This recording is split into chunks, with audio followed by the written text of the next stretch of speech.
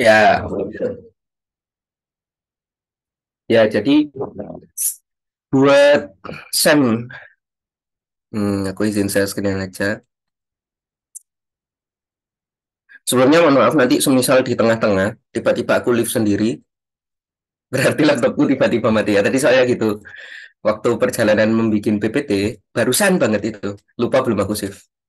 Jadi yang part terakhir agak hilang gitu, ntar kita jelasin bareng-bareng. Hmm, hmm, hmm. Udah kelihatan belum putih? Udah putih. Oke, ya.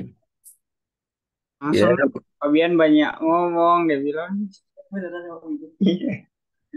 Fabian banyak ngomong, nggak serius-serius. Apa? Boy, iya boy. Apa, Fab? Ya, jadi buat pengantar Sam ya, nanti kita review aja terus penjabaran sama Ayu bermainnya. 3 bagian, semoga kurang dari 1 jam selesai. Sekarang 21.13, target jam 10, sebelum jam 10 ya selesai. Target, tapi kalau tidak memenuhi target nggak apa-apa. Oke.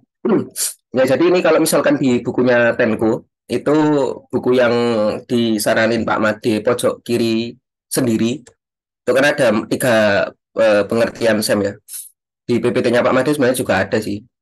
Ini dari PPT-nya juga dari bukunya sama. Jadi kalau SEM itu intinya hampir mirip sama kayak regresi, cuman bedanya di sini itu di SEM itu memuat variabel yang unmeasurable, jadi nggak bisa diukur langsung. Ya istilahnya nanti disebut variabel laten gitu ya. Dan yang possibly not very well defined. Jadi memang benar-benar nggak bisa diukur. Kayak misal orang memikirkan bagaimana sih cara menghitung kebahagiaan gitu. Apakah ada alat ukurnya? Namanya happiness meter gitu kan nggak ada. Jadi itu yang namanya kenapa kok ada SEM? Karena kita perlu mendapatkan nilai variabel yang sebenarnya variabel itu nggak bisa diukur, tapi bisa dihitung dari indikator-indikator penyusunnya. Kayak misal IPM kan pembangunan manusia. Pembangunan manusia itu nggak bisa diukur langsung nih. Nah, dia kan berupa indeks. Indeks itu nanti dipelajari di setelah UTS ya. Itu salah satu contoh SEM. Nah, kemudian selain itu juga memperhitungkan potensi kesalahan pengukuran pada observ variabel, utamanya prediktor variabel. Nah, jadi kan kalau di modelnya itu biasanya kan kita ada errornya ya, ada errornya. Kemudian juga biasanya kalau misalkan kenapa kok pengukurannya itu di observ variabelnya, bukan yang di eh, bagian dependent variabelnya. Karena kalau di SEM ini itu dia itu lebih mengacu ke bentuk analisis faktornya. Kan kalau analisis faktor itu eh, nanti yang variabel latennya itu yang menyusun variabel observe-nya, ya kan? Jadi nanti lingkaran bergerak ke yang kotak, nanti ada gambarnya. Nah, itu nanti kita bakal mengukur errornya dari variabel yang observe. Beda halnya dengan analisis jalur kemarin mungkin ya, yang masih teman-teman ingat. Kalau analisis jalur kan kita mengukur error itu dari variabel yang dependennya. Nah, tapi antara variabel dependen sama independen, kalau analisis jalur kemarin kan sama-sama kotak ya, sama-sama kotak berarti itu observe variabel. Nah, kemudian cocok dengan matriks covariance atau korelasi kadang-kadang yang rata-rata variabel. Ini jadi kita nggak jauh-jauh dari matriks covariance sama matriks korelasi. Ya masih awal, masih muda lah ya, definisi-definisi. Nah, setelah itu istilah-istilah, ini sebenarnya tadi ada animasinya, cuman itu kesalahannya. Shift-shiftannya hilang belum ke save sebelum laptopku mati. Jadi di sini yang pertama kita lihat bentuknya dulu. Ada istilah yang bernama observe variable. Observe variable itu variabel yang bisa diukur secara langsung. Nah, dilambangkan dengan persegi panjang atau kotak. Itu observe variable. Kalau laten variabel itu yang tidak dapat diukur secara langsung. Kayak misalkan kebahagiaan, kemudian motivasi. Nah, itu laten variabel. Nah, dilambangkan kalau laten variabel itu yang lingkaran. Termasuk juga nggak bisa next. Nah, termasuk juga untuk yang menjadi variabel endogen atau eksogen itu nggak melulu harus yang kotak atau yang bundar gitu ya.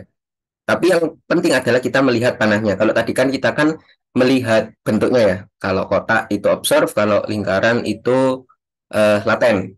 Kalau sekarang lihat panahnya, kalau dia mengarah ke kotak itu atau mengarah ke lingkaran itu, berarti lingkaran itu atau kotak itu variabel endogen. Tapi kalau dia mengarah keluar dari lingkaran, kalau misalkan ini ya, kan E4 dia itu panahnya keluar, berarti E4, E5 ini sebagai variabel eksogen. Begitu juga F ini ya, kalau misalkan dilihat kan F panahnya keluar, berarti ini variabel eksogen juga. Nah, terus di antara variabel endogen sama variabel eksogen itu biasanya juga ada variabel mediator.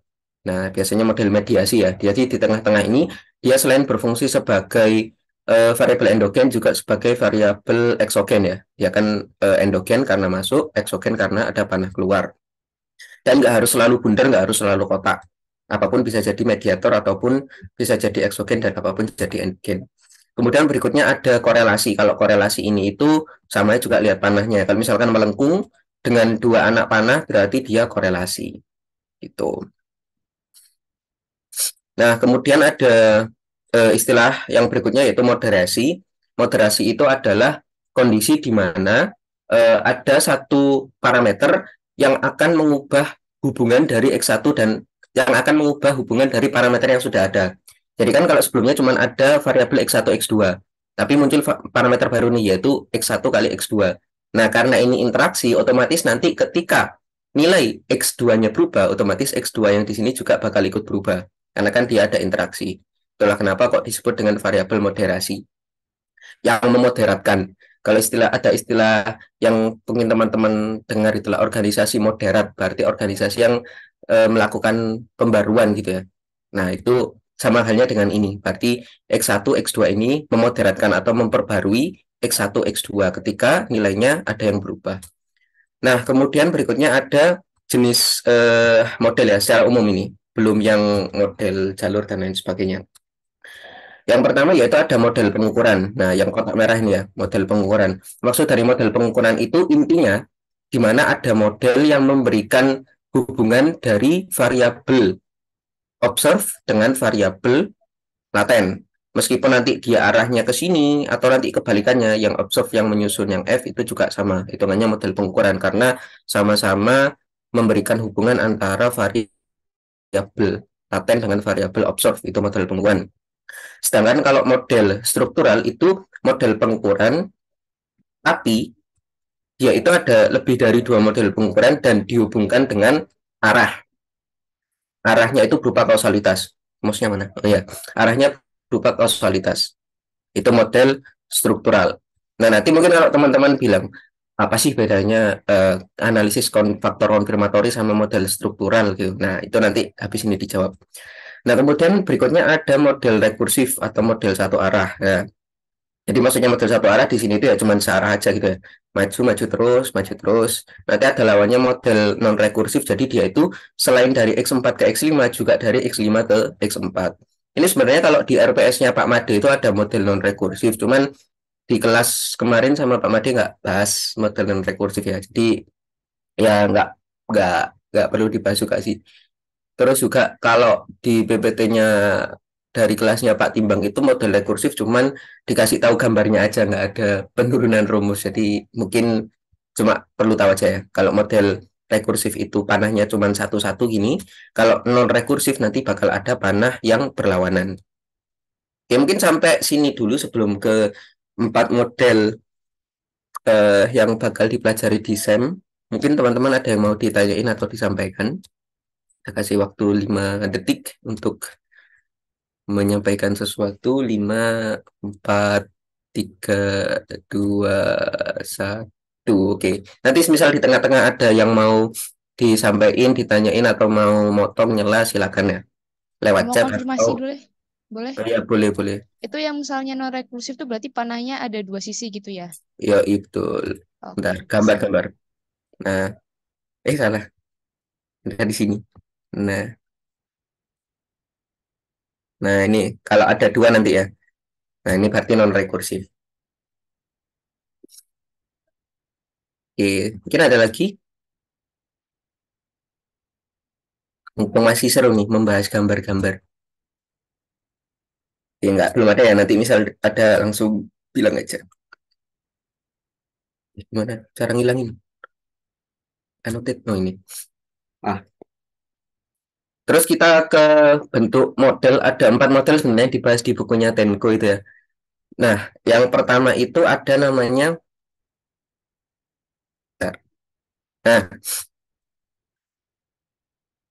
yang pertama itu ada namanya model analisis jalur. Jadi kenapa kok ada analisis jalur? Karena dia itu sebenarnya hampir sama kayak regresi, cuman bedanya kalau regresi kan langsung melihat efek secara langsung ya. Jadi anggapannya kalau regresi itu income nggak ada gitu. Jadi langsung harus working terhadap lama menonton televisi dan education terhadap lama menonton televisi itu kalau regresi. Tapi kalau analisis jalur itu ada efek tidak langsung yang juga diukur. Nah ini kan horse working juga mempengaruhi income, dari income juga mempengaruhi television viewing selama menonton televisi. Nah, tapi kalau misalkan teman-teman nanti baca itu sebenarnya ada beberapa orang yang kurang setuju memasukkan model analisis jalur ke dalam tipe model persamaan struktural. Karena apa? Sebenarnya kan model persamaan struktural itu ya ini, yang di bawah ini. Nah, kenapa kok ada yang tidak setuju? Karena model analisis jalur ini dia itu cuman eh, menggunakan variabel-variabel yang sifatnya observe variabel aja, kan kotak-kotak ya. Kan dari kemarin kita belajarnya cuman variabelnya kotak-kotak, kecuali disturbance atau error ya. Nah, yang kita analiskan cuman observe variabel. Nah, itu ada beberapa orang yang kurang setuju memasukkan ini ke dalam bentuk model persamaan struktural. Tapi eh, di bukunya Tenko itu tetap dimasukkan karena model analisis jalur ini itu termasuk hal yang fundamental buat diajarin sebelum menginjak ke model regresi struktural yang kompleks. Nah, selain model analisis jalur, ada juga model analisis faktor konfirmatori. Nah, di sini tadi kan yang aku bilang, kalau model analisis faktor konfirmatori itu, dia mirip sama kayak analisis faktor waktu APG kemarin. Cuman bedanya udah ada teori yang melandasi, kita tinggal menilai aja apakah tepat atau enggak gitu. Nah, kemudian, kalau model analisis faktor konfirmatori, bentar, kasih pen aja mungkin ya.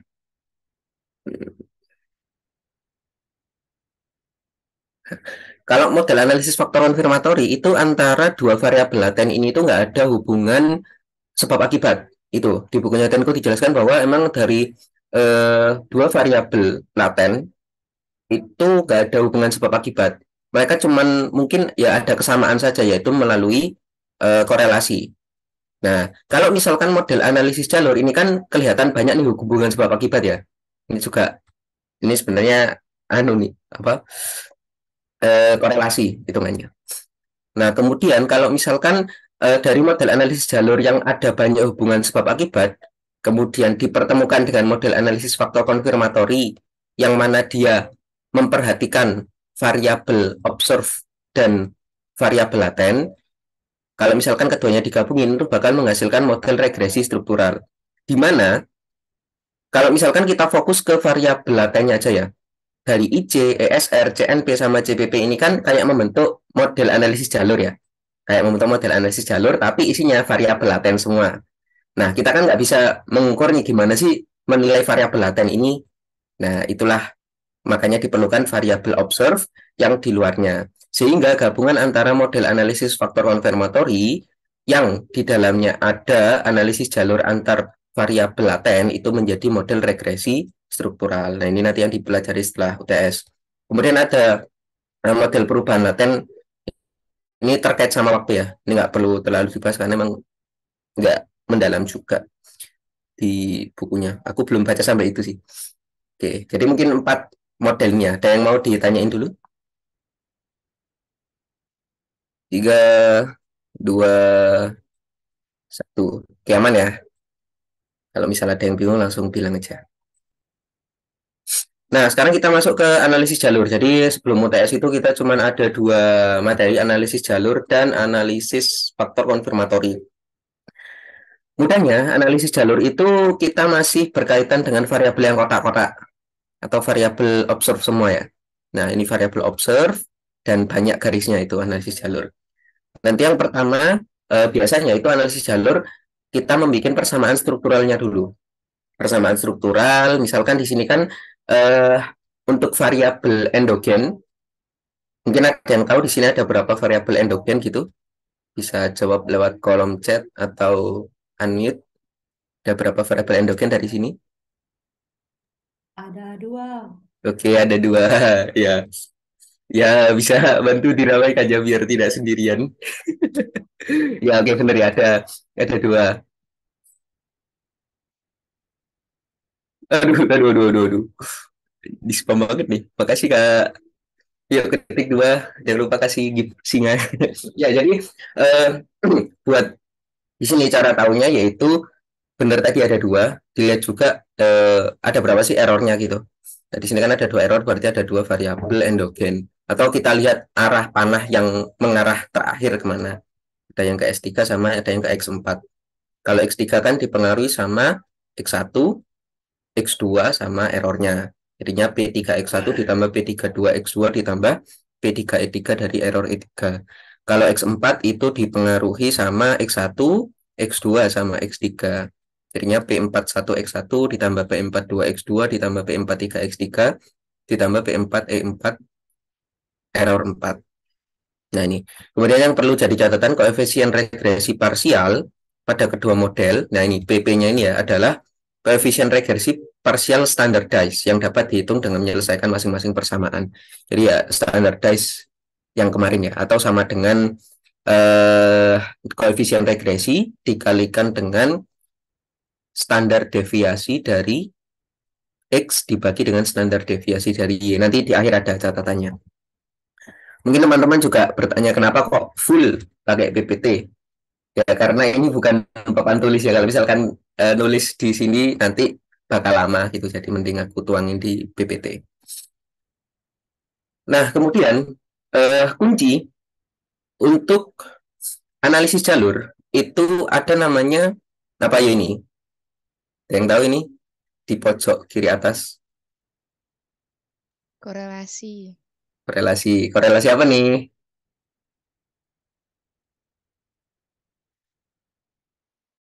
Yang tahu ada yang mungkin bisa melengkapi. Apakah korelasi antara ya jadi kalau ini itu buat bener ya terkait korelasi. Dan nanti buat menghitung dekomposisi korelasi. Jadi korelasi itu kita jabarin gitu. Itu yang terkenal kalau dari analisis jalur ya. Kata kuncinya, kalau analisis jalur dekomposisi korelasi, kalau analisis faktor konfirmatori itu dekomposisi varians. Varians, matriks varians covariance. Nah, terus di analisis jalur juga dikenal dengan istilah karena kan ada dekomposisi korelasi ya. Itu nanti bakal ada beberapa dampak ya. Ada yang pertama dampak langsung atau direct effect. Contohnya ini ya, dari 1 ke 2 ini langsung direct effect. Kalau misalkan yang kedua itu ada dampak tidak langsung indirect effect, jadi melalui variabel antara. Nah ini dari 1 mau ke 2 itu lewat 3 dulu. Jadi ini dampak tidak langsung. Kemudian yang ketiga, itu ada komponen yang tidak teranalisis atau unanalyzed komponen. Karena melibatkan jalur yang tidak diketahui arah hubungan kausalitasnya. Ya, jadi sebenarnya ini misalkan hubungan dari 1 ke 2, tapi dari 1 ke 2 kan lewat 3 dulu nih. Nah, 1 ke 3 itu dia itu nggak ada arah hubungan kausalitas, nggak ada sebab akibat. Apakah dari 1 ke 3 atau 3 ke 1? Yang ada cuman korelasi. Nah, ini kan berarti kan kita nggak tahu nih arah hubungan kausalitasnya kemana. Sehingga kalau misalkan dari 1 ke 2 itu hitungannya adalah unanalyzed komponen melalui 3. Jadi 1 sama 3 harus ada korelasinya. Nah, kemudian yang terakhir itu ada komponen palsu atau spurious komponen. Nah, karena ini disebabkan variabel XI dan XJ ini ya, 1 sama 2 ini dipengaruhi oleh satu atau beberapa variabel yang sama. Nah, jadi di sini kan niatnya itu kita pengen tahu korelasi dari 1 ke 2 ya. Tapi ternyata dari hubungan 1 ke 2 itu ada spurious komponen. Yang mana seharusnya kalau misalkan hubungan kan dari 1 ke 3 baru 3 ke 2. Nah ini kebalik. Justru dari 3 ke 1 juga 3 ke 2. Nah ini kan kelihatannya kan hubungannya palsu nih dari 1 ke 2. Harusnya kan 1 mengarahnya ke 2. Ini malah 3 mengarah ke 1, 3 mengarah ke 2. Nah ini yang disebut dengan spurious komponen. Jadi baik 1 atau 2 dipengaruhi oleh satu atau beberapa variabel yang sama. Ini terjadi biasanya ketika antara dua variabel yang sama-sama endogen. Jadi satu ini biasanya variabel endogen dari persamaan sebelumnya, kemudian satu ini juga variabel dua ini juga variabel endogen dari semua persamaan kayak misal yang ini tadi ya. Nah, biasanya itu spurious komponen bakal ditemukan antara variabel endogen dengan variabel endogen. Jadi income dengan television viewing. Ya, apa nih? Chat nih. Mendua. Mendua itu jenis tempe ya. Tempe mendua. Ya, lanjut. Buat ini selain komponen palsu yang hanya dipengaruhi satu variabel, ada juga kejadian yang mana ini belum angkanya hilang ya tadi. Ya, jadi di sini anggap aja satu sama dua juga ya. Jadi sama juga kasusnya, satu dan dua ini sama-sama variabel endogen. Nah, tapi satu ini dipengaruhi oleh suatu variabel dan dua ini juga dipengaruhi oleh suatu variabel yang mana masing-masing variabel itu saling berkorelasi. Nah, tapi arah panahnya kan gini. Nah, ini hitungannya juga spurious komponen atau komponen palsu. Begitu. Terus kalau misalnya ada pertanyaan, bedanya unanalyzed komponen sama spurious komponen kalau kasusnya kayak gini tuh gimana? Jadi balik lagi, kunci utama spurious komponen itu adalah kalimat di sini dipengaruhi oleh satu atau beberapa variabel yang sama. Dipengaruhi. Variabel yang dipengaruhi adalah variabel endogen. Sehingga komponen palsu itu hanya ditemukan dari hubungan variabel endogen dengan variabel endogen aja. Jadi kalau misal ini kan satu ini bukan variabel endogen dalam konteks di sini ya. Dia kan cuma berkorelasi sama tiga, kemudian baru kedua. Nah ini hitungannya unanalyzed komponen. Begitu. Ya, tempe mendoan. Betul-betul. Ya mungkin sampai sini dulu. Ada yang mau ditanyain terkait konsepnya sebelum kita lanjut? Aku mau tanya yang persamaan boleh? Boleh, boleh. Kalau misalnya, ini misalnya sih ya, aku nggak tahu ya. Hmm. Em, di suatu apa ya model itu ada variabel moderatnya. Terus kita disuruh dekomposisi korelasinya. Itu gimana? Ada variabel Moderat. moderat. Berarti yang ada interaksi itu ya? Hmm. Belum pernah nemu itu sih. Bahkan di bukunya Tenko pun kayaknya sampai bagian Oke, pet oke, oke. analisis belum ada itu sih. Tapi boleh itu Oke, nanti skip, skip. ya, boleh nanti ditanyain ke Pak Mandi siapa tahu bapaknya mau bercerita gitu ya. Ya mungkin ada lagi yang mau ditanyakan. Ah, oke, sambil nunggu ya. Oke. Oke, mau ngulang dulu Kadim. Oh, udah di record ya, udah di record ya ya. Ya. Curang, Mukanya Apri menakutkan. curang Apri. Udah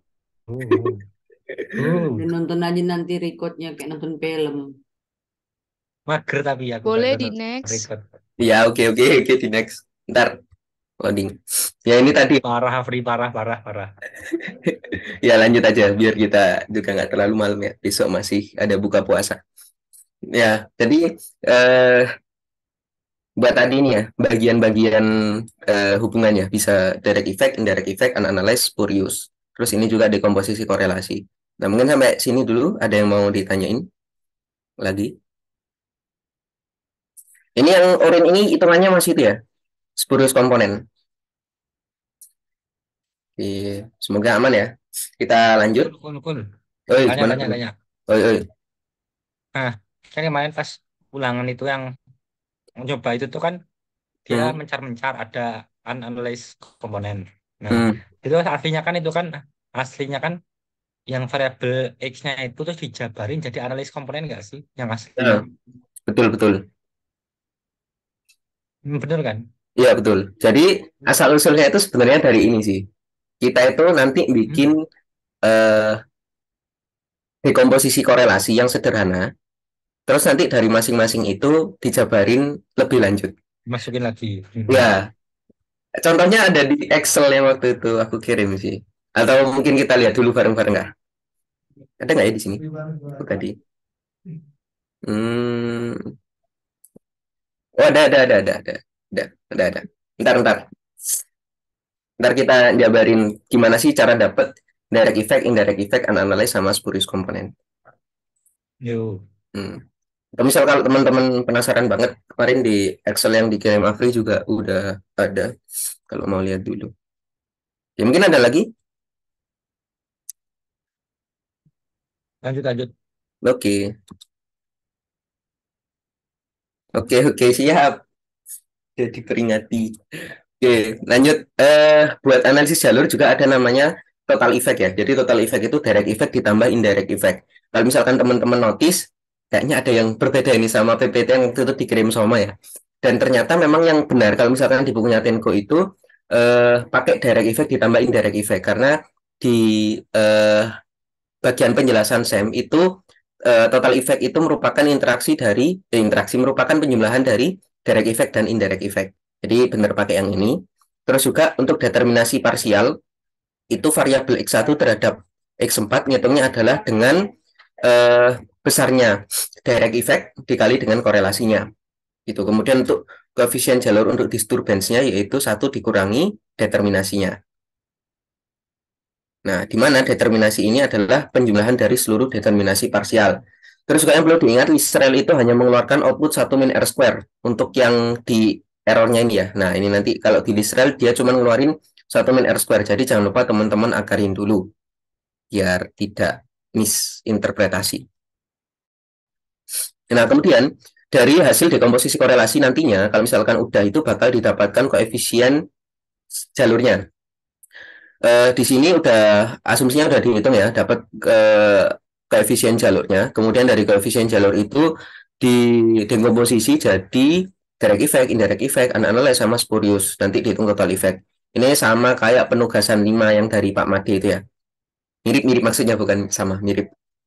Nah, kemudian nanti dari sini juga kita bisa menghitung R square parsialnya. R square parsial yaitu tinggal direct effect dikali dengan korelasinya.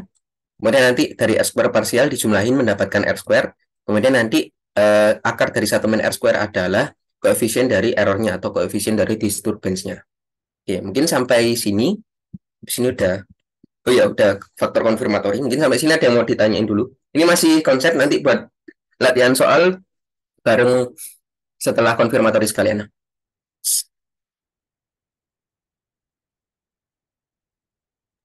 Ini pilihnya di mana, Kul? Kenapa? Gol. Apa bang?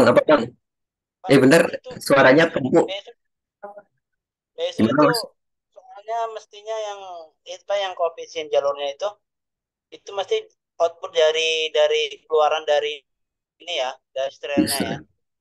Kalau belajar dari yang latihan soalnya Pak Made, iya sih Bang. Jadi koefisiennya udah diketahui dari Lisrel, nanti mungkin ada yang satu hilang kita ngitung gitu. Berarti harus diakarkan dulu nantinya ya. Ya, Gitu ya. nah, Oh, iya. ya, sip. Iya. Sip. Di Dimas ngomong apa Dim? Kepotong tadi kayaknya. Ini PPT-nya dari mana PPT-nya? Oh, PPT-nya dari mana? Berbagi. Dari saya. Belum. Tadi itu kan masih bikin tahu habis terawih. Terus laptopku mati, belum save. Jadi beberapa yang belakang ada yang belum selesai. Oh, oke. Siap. Nanti share, Kul. Oke, siap. Oh ya, oke.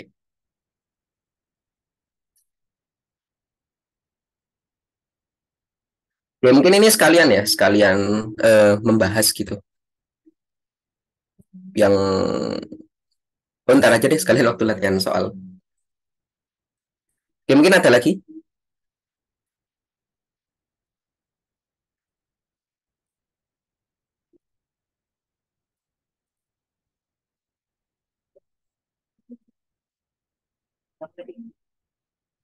Ada diketahui yang ini ada diketahui. Jangan Lagi sama Mas Marto tadi. Ya gimana Bang?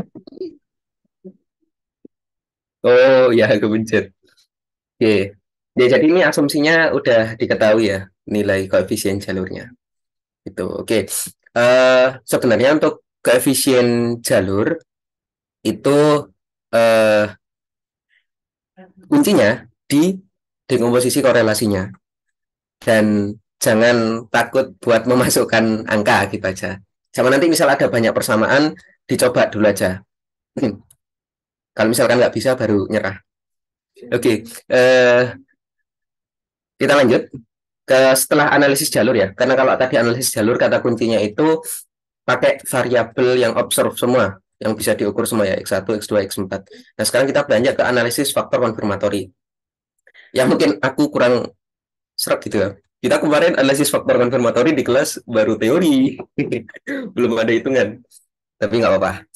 Hitungannya waktu latihan soal kemarin ya. Ya, jadi buat analisis faktor konfirmatori, ini sini aku kasih lingkaran ya. Karena apa? Karena analisis faktor konfirmator ini ciri khasnya adalah dia melibatkan variabel laten atau laten variabel. Nah, di sini,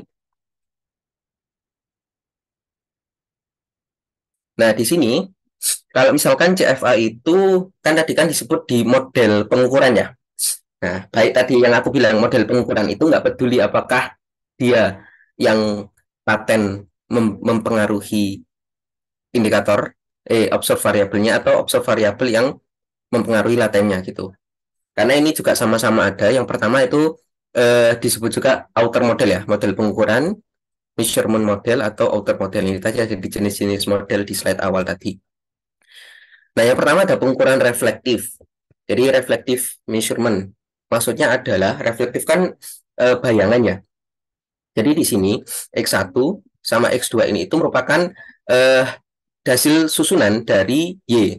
Sama kayak analisis faktor kemarin waktu APG, mungkin semoga teman-teman masih ingat, itu ada variabel, ada besarnya faktor ya. Faktor 1, faktor 2, berapa sih kontribusi faktor 1 menyusun variabel X1, berapa sih kontribusi faktor 2 menyusun variabel X1. Nah, itu sama kayak ini. Itu adalah latennya ini yang membentuk variabel observe-nya. Sehingga persamaannya yaitu X1 sama dengan L1 Y ditambah Y1. L1 ini biasanya pakai lambda ya. Sama aja. Nah, ini yang biasanya nanti kita gunain selama analisis faktor konfirmatori. Nah, berikutnya itu pengukuran formatif. Di sini itu bedanya adalah dari variabel observe ke variabel laten. Nah, di sini itu kalau misalkan teman-teman lihat mirip sama kayak PCA ya, prinsipal komponen analisis atau analisis komponen utama. Nah, tapi kalau penerapannya nanti lebih kepada dalam membentuk indeks. Nah, kita nggak dulu selama sebelum UTS ini nggak dulu bahas yang ini. Jadi kita main di pengukuran reflektif dulu. Nah, ini. Di sini udah mau selesai sih. Mungkin dari sini teman-teman ada yang mau ditanyain? Sebelum lanjut ke review sedikit terkait StatMat 1. Enggak banyak, sedikit beneran sedikit. Cool. Apa Bang? Kira-kira itu X1 sama X2 itu biasanya bisa nggak berkorelasi? X1, X2 bisa nggak berkorelasi gitu? Yang bawah yang Oh, yang ini. materi. Ya, Oh, kalau ini kasusnya bisa-bisa aja, Bang. Karena bisa. kan kalau di SEM itu korelasi itu juga nanti bakalan berpengaruh juga gitu ya. Jadi misalkan X1, X2 berkorelasi itu kemungkinan bisa. Bentar. Ini kalau kan terkait formatif ya. Formatif. Nah, kalau formatif menurutku bisa. Cuman ntar aku itu deh. Aku cari tahu dulu di bukunya. Soalnya terkait formatif aku juga masih agak kurang paham. Mungkin dari teman-teman ada yang udah tahu kalau buat pengukuran formatif itu antara X1 X2 boleh nggak berkorelasi? Iya, Dim, memang nggak keluar Dim itu, Dim. Ya nggak apa-apa kan kita bertanya. Karena ilmu nurun, ilmu adalah cahaya. Ya jadi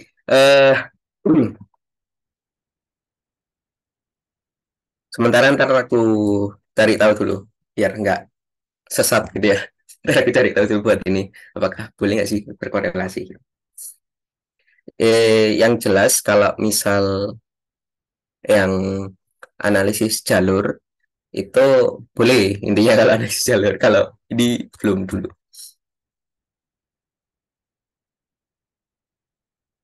Al ilmu hadis. Boleh. Oke, lanjut ya. Kita review StatMat 1, cuman 4. Nah, jadi di sini ada namanya hukum variance covariance. Nggak tahu kok dinamai hukum di bukunya kayak gitu. Variance covariance law. Jadi ada 4 hukum. Yang pertama yaitu covariance XX itu sama dengan varian X. Ya. Covarian XX adalah varian X. Jadi varian X adalah covarian XX. Nah, kemudian yang kedua,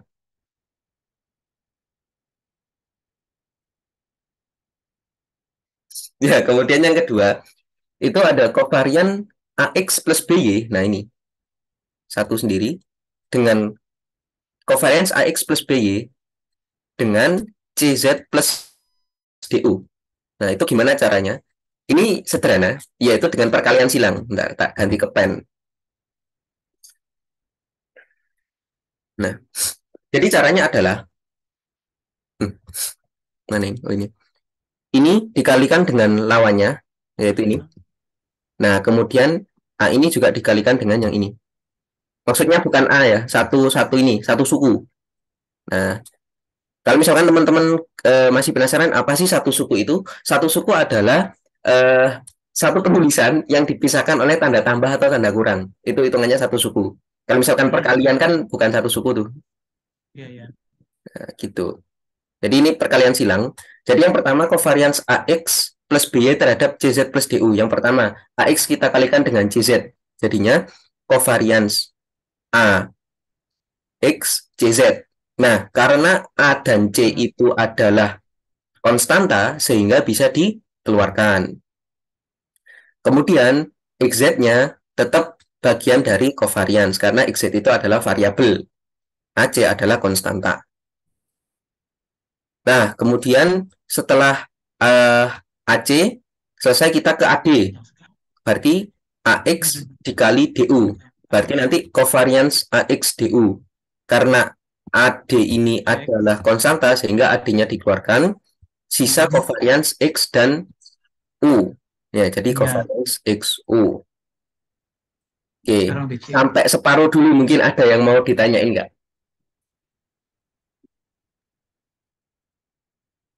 Dimas Ferdiansyah, dua suku kata. Oh, nggak gitu. Kalau misalkan Dimas plus Ferdiansyah baru nggak ada plusnya itu.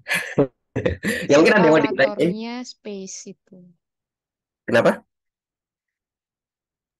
Beda bentuk separator aja kali. Oh ya, ya bisa. Oke, kita kembali ke sini dulu. Mungkin buat perkalian perkalian pelanginya aman ya. Kita lanjut buat yang dari BY ke CZ dan DU. Jadi nanti BY dikali dengan CZ, kemudian BY dikali dengan DU. Jadi nanti BY-CZ, covariance BY-CZ adalah BC covariance YZ ditambah covariance BY kali DU. Berarti BD-nya keluar, tinggal covariance YU. Tuh. Jadinya bentuk lengkapnya adalah nggak bisa dihapus ya.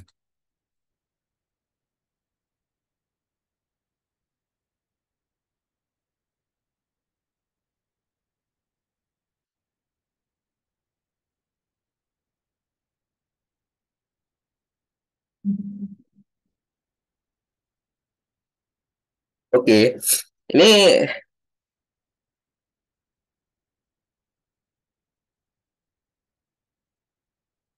suaraku masih masuk nggak?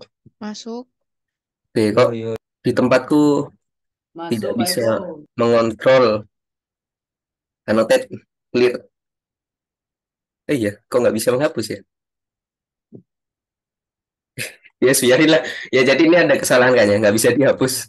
Jadi buat bentuk umumnya law 2 atau hukum kedua, apa ini?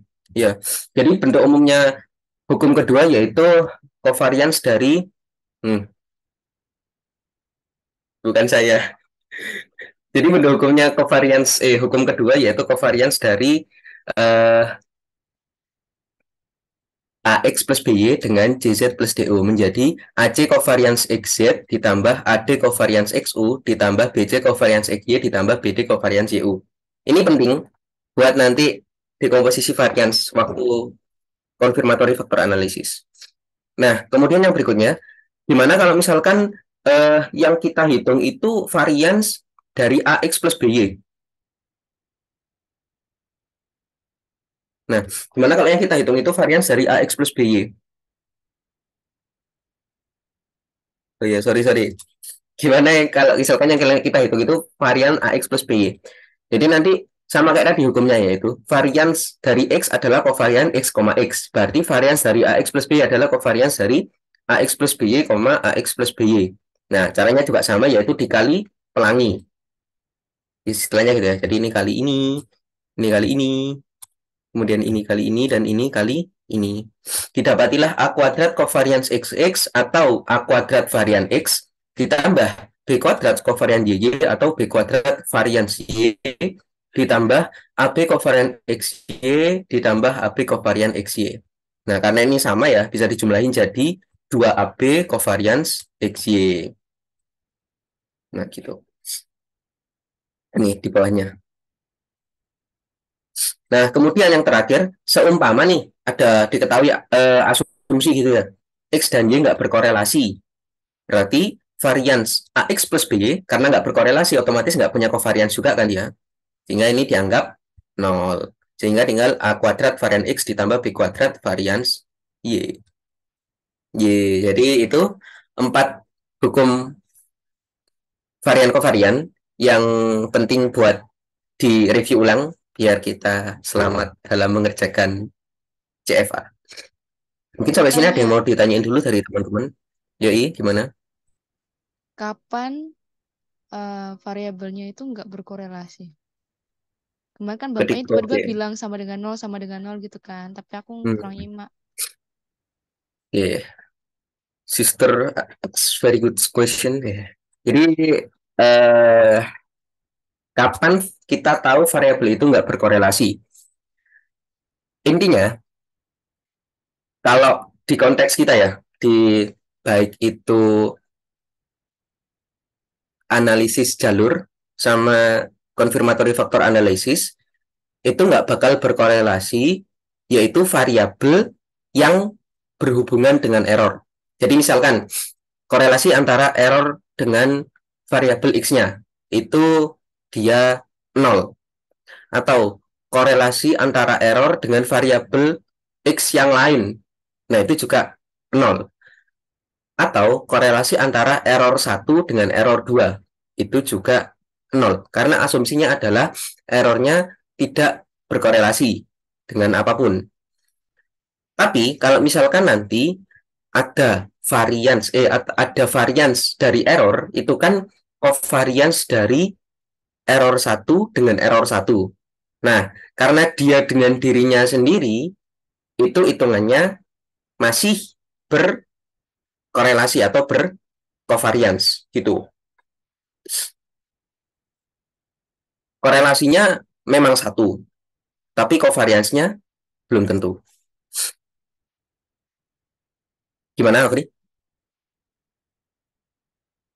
Ada paham sama kalimatku nggak?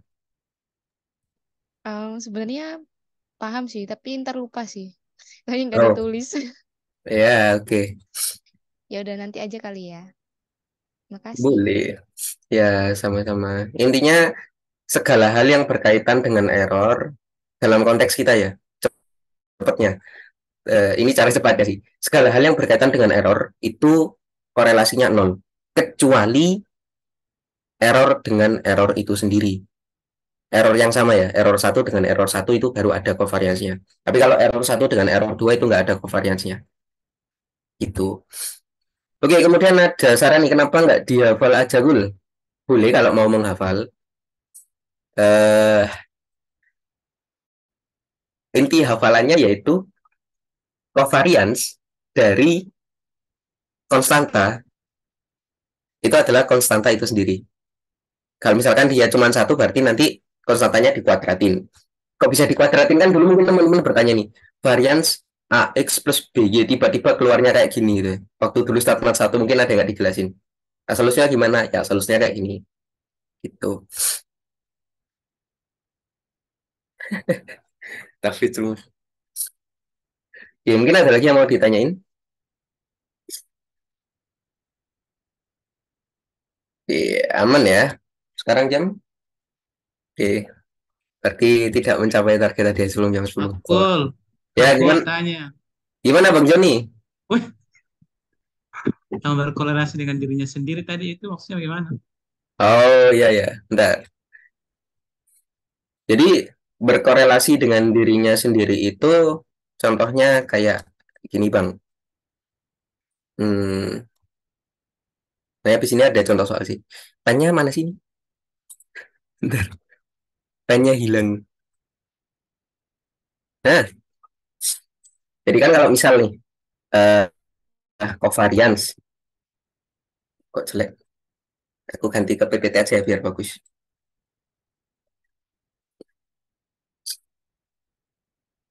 Hmm, hmm, hmm.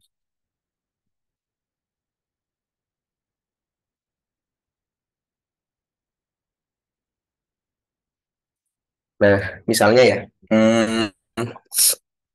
covariance dari X1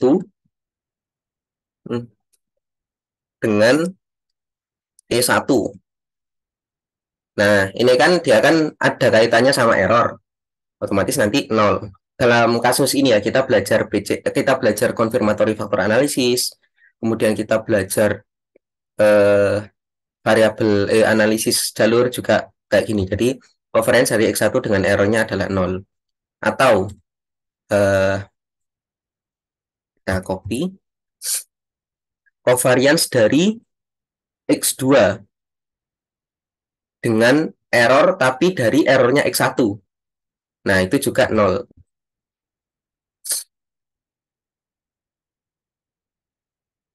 Nah, kemudian yang berikutnya yaitu covariance dari sama-sama E. Kan kita ada X1, X2 ya. Berarti nanti covariance dari E2 dan E1 karena dia E yang berbeda itu sama dengan 0. Tapi ini bakal berbeda kalau misalkan yang terjadi itu adalah covariance dari X1, E1 dengan E1 itu sendiri.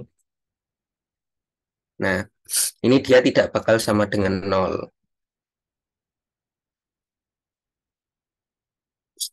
Itu Bang Doni.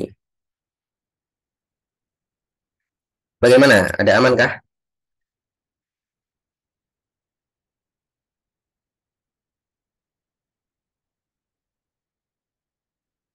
Kalau masih bingung, aku ulangin lagi. Atau nggak paham sama kalimatku, bilang aja ya. Aku juga nyadari kadang yang tak omongin agak balik urutnya. Abdul, Gimana Bang? kalau ada variabel, kalau misalnya Y berkorelasi itu ada tanda koma di dalamnya. Itu misalnya Y1 kovarian Y1 sama dengan E1 berarti dia sama dengan 0 juga. Gimana Bang? Kovarian Y1 Kovarian dari Y1 koma E1. koma X1. Oh, X1 apa E1? Error. Kalau error ya 0 juga dia. Oh, pokoknya kalau dia ada interaksi dengan error berarti dia 0. Berarti sisa dirinya sendiri. Makanya dibilang sisa dirinya sendiri gitu ya? Ya, Oh, sisa dirinya. oke.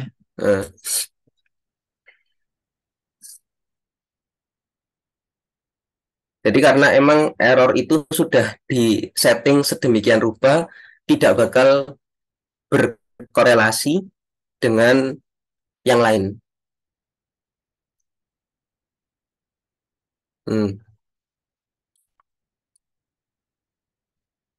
Mungkin ada lagi yang mau ditanyain?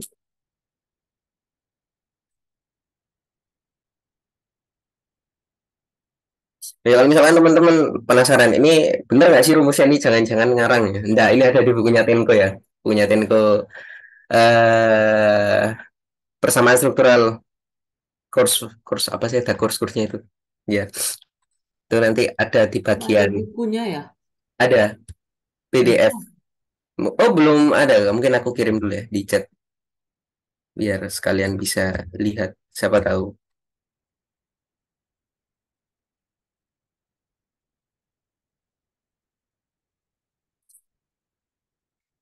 Hmm. Mungkin ada lagi yang mau ditanyain? Ya aman ya, nanti misal ada yang mau ditanya langsung bilang aja. Kita lanjut ke kita lanjut ke yang berikutnya. Nah, jadi nggak aku share screen deh biar gampang kalau perlu coret-coret. Nah, sekarang gimana sih cara menuliskan persamaannya? Nanti kita bakal mengarah ke dekomposisi varians gitu ya. Nah, yang pertama, misalkan nih, kita ada diagram analisis faktor konfirmatori kayak gini. Nah, dari F1, F2 ini ada korelasi, F2, F3 ada korelasi, F1, F3 juga ada korelasi. Iya, bahasa Inggris. Ya. Jadi, buat penulisannya, sama kayak menuliskan persamaan untuk regresi, yaitu Y sama dengan beta X ditambah error gitu ya. Di sini Y-nya apa? Y adalah variabel dependennya atau variabel endogennya. Di sini yang jadi variabel endogen yaitu V1, V2, V3, V4, V5, dan seterusnya sampai V9. Nah, makanya dia ada di sebelah kiri. Gampangannya gitu ya. Nah, ini anggapannya jadi variabel endogennya. Kemudian sama dengan nilai lambdanya dikali faktornya ditambah errornya. Jadi error ini nanti memuat varians yang tidak dapat dijelaskan oleh faktornya. Sama kayak mungkin kalau waktu PCA waktu anak APG kemarin ya, ada komunalitas, kemudian ada specific variance. Specific variance adalah satu min komunalitas kuadrat. Nah, itu kurang lebih sama kayak gitu. Nah, ini untuk penulisannya. Mungkin ada yang mau ditanyain? Seperti penulisan regresi ya. Mungkin kita lanjut. Nah, selanjutnya, ini yang penting juga. Kalau misalkan kita ada persamaan Y sama dengan BX gitu ya. Kemudian gimana sih cara mendapatkan koefisien terstandarisasi secara umum? Nah, misalkan kita ibaratin koefisien terstandarisasi itu T. Berarti nanti yang parameter B ini kita kalikan dengan SX dibagi dengan SY. Perlu distandarisasi, yaitu dikali dengan SX dibagi dengan SY.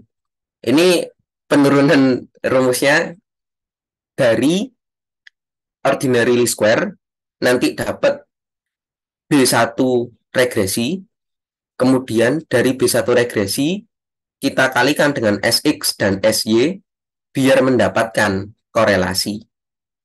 Gitu. Nah, korelasi itulah yang jadi B-nya ini. B kali SX per SY. Jadi nanti bisa ditulis Y sama dengan PX. Karena di latihan soal Pak Made kemarin itu diminta dijadikan koefisien yang sudah terstandarisasi. Jadi dengan seperti ini. Mungkin sampai sini itulah yang mau ditanyain. Ya, aman ya. Nah, ini kita latihan soal ini miring. Nah, jadi latihan soal. Udah tahu jawabannya kan teman-teman, tapi kita bahas satu-satu dulu. Jadi buat latihan soal di sini, yaitu yang pertama, ada diagram jalur, terus ada juga matriks covariance. Nah, di sini tahu matriks covariance dari mana? Kita lihat diagonal utamanya. Kalau dia diagonal utamanya bukan 1, berarti covariance. Kalau dia diagonal utamanya 1, berarti matriks korelasi. Begitu. Nah, terus mungkin yang jadi pertanyaan, gimana cara mengubah dari matriks covariance menjadi matriks korelasi tanpa menggunakan perkalian matriks yang aku tulis di papan kemarin? Nah, itu kayaknya cukup menjadi momok gitu ya. Jadi, nggak apa-apa, kita sederhana aja. Jadi, yang pertama, misalkan nih, kita mau mengubah 53 ini. Nah, mau mengubah 53 jadi korelasi. Nah, rumus korelasi itu adalah covariance. Mending pakai ya, ngetik biar bisa disimpan. Oh ya, ngomong-ngomong soal disimpan, aku save dulu biar nggak hilang. Yang pertama, misal kita pengen cari korelasi dari read dengan motif R dengan M ya. Nah, caranya adalah di sini kan ada covariance nih. Nah, korelasi itu kan rumusnya adalah covariance dari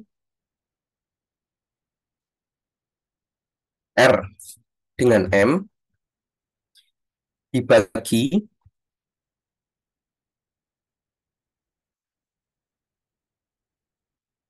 tidak bisa otomatis dibagi dengan akar varian R dikali akar varian M. Nah, ini rumusnya. Biar nggak melakukan perkalian matriks kayak kemarin ya. Nah, jadi kalau misalkan kita pengen tahu nih, berapa sih nilainya kovarian, berapa sih nilai korelasi dari motif dan R gitu ya, motif dan read. Berarti nanti tinggal kita tuliskan, yaitu covariance RM-nya di sini adalah 53 dibagi dengan akar dari varian R. Nah, varian R itu adalah yang di diagonal utama. R ketemu R itu adalah varian R. Di sini kan 100 ya. Akar dari 100 adalah 10. Kemudian dikali dengan akar dari varian M. Nah, ini berarti motif bertemu motif ini adalah varian M-nya 100. Akar dari 100 adalah 10. Sehingga 53 dibagi 10 kali 10 adalah 0,53. Nah, dalam kondisi ini, semua varians variabel, baik itu varians motif, varians read, varians size, varians verbal, itu sama-sama 100. Sehingga ini mempermudah kita untuk menghitung kovarian matrik menjadi korelasi matrik. Sehingga nanti semuanya tinggal dibagi dengan 100. Jadi nanti ini tinggal diagonal utamanya isinya 1, ini jadi 0,53, kayak ini soal solusinya. Ini 0,25, caranya juga sama. 0,32, 0,43, 0,56, dan 0,40. Gitu. Itu cara mengubah covariant matrik menjadi correlation matrik. Nah, kemudian di sini yang pertama, hitung besarnya koefisien jalur yang menghubungkan variabel motif dan read. Nah, jadi motif dan read ini kan apa nih? Koefisien jalurnya nih. Nggak tahu, disembunyikan. Nah, ini kita cari tahu dulu. Yang pertama, kita lakukan dekomposisi korelasi. Tapi jangan lupa, syarat dekomposisi korelasi itu matriks utamanya itu dari matriks korelasi. Nah, ini pertanyaan bagus nih. Kalau ubah korelasi ke covariance gimana? Nah, kebalikannya aja. Ini kita copy paste. Ini pindah.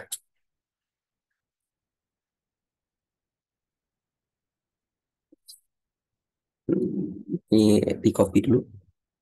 Nah, ini cara ngapusnya. Oh, ini.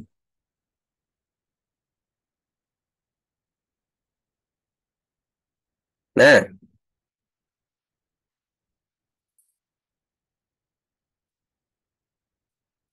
berarti 0,53 kali 10 kali 10. Nah, jadi cara ngubah dari matriks korelasi ini ya. Salah. Ini R. Kenapa? Kenapa, Fri?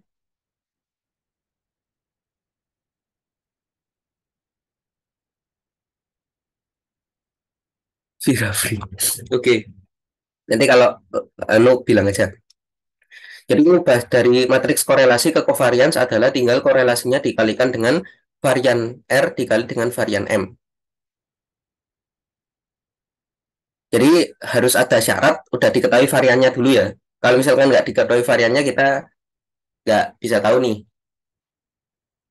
kok variannya berapa gitu. Atau kalau mau matriks ya nggak usah. Ya sama kayak kemarin waktu R sama dengan V pangkat min setengah dikali S dikali V pangkat min setengah, itu buat matriksnya. VS min 1V.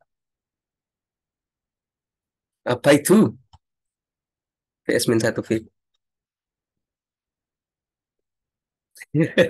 Ya intinya gitu. Ini secara umum ya. Karena juga kayaknya besok kita nggak mungkin mengalihkan matriks ya. Karena kan nggak bisa pakai Excel. Jadi ya udah kita pakai per komponen aja nggak apa-apa. Kalau ada pepatah Jawa mengatakan alon-alon asal kelakon. Ya. Oke, lanjut. Ada yang mau ditanyain lagi? Tapi ini stis. Terus kita lanjut dulu ya. Jadi yang pertama, itu misalnya koefisien jalur menghubungkan variabel motif dan read. Nah, ya. Jadi kita syaratnya yaitu melakukan dekomposisi korelasi. Nah, ini ya dekomposisi korelasi kata kuncinya. Nah, tapi kalau misal teman-teman lihat nih, ini PRM. Oke, kalau misalkan teman-teman udah paham ya, dapatkan RRM atau korelasi dari read dengan motif itu adalah PRM. Ini koefisien jalur dari motif ke read ditambah PRS dikali dengan PMS. Nah, ini RS dengan MS. Ini nanti dapatnya jadi spurious komponen gitu.